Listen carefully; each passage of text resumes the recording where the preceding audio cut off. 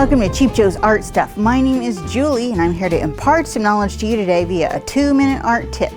And today's tip is kind of one of those money saving kind of tips to deal with your paper. Many of you have already figured out that buying your artist paper in larger sheets is a really economical way to do it. It saves you money in the long run, but not all of us, especially me, work in a full-size sheet, like a 22 by 30 sheet. Hardly ever. I mean, I don't.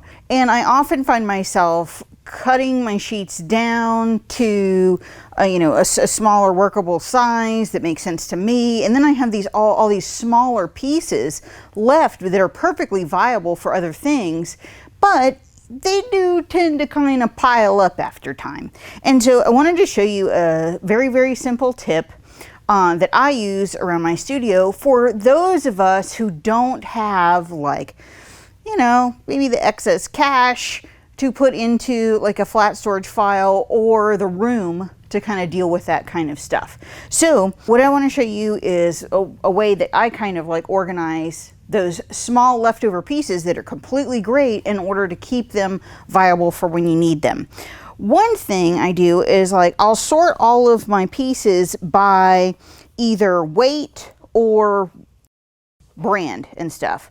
So sometimes even surface. So all of these are just like little pieces that are all like roughly the same. And I'll put them in like file folders like this. And if I want to hold them securely so that the little pieces aren't moving around, I'll put a binder clip on the bottom like that. Okay, so I can have several file folders full of those little pieces available to me if I need them. Okay, then I have, this is an Itoya Midtown pouch, but any kind of like Cheap Joe's artist portfolio, like those paper ones or the vinyl ones that we carry that are really inexpensive and totally durable, will do this job. So I have a bunch of other papers. I have foam core scraps. I have a whole bunch of other stuff in here that I will use that are just irregular sizes that, I don't need at, every day, but I will eventually use. So if you are interested in putting like, a fairly large sheet in here without it getting bumped around or damaged, what you can do, what I have done in the past, is take another file folder, and you're going to be like, Jules, where are you going? Land your plane. I'm going to show you something. This is kind of a neat trick.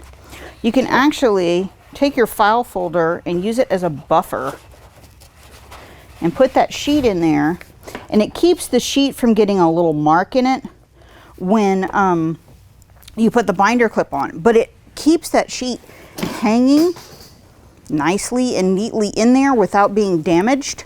And then when you're ready, you can take your small little teeny pieces and neatly file them in there, and then can put it on a hanger like this and actually hang it in your closet.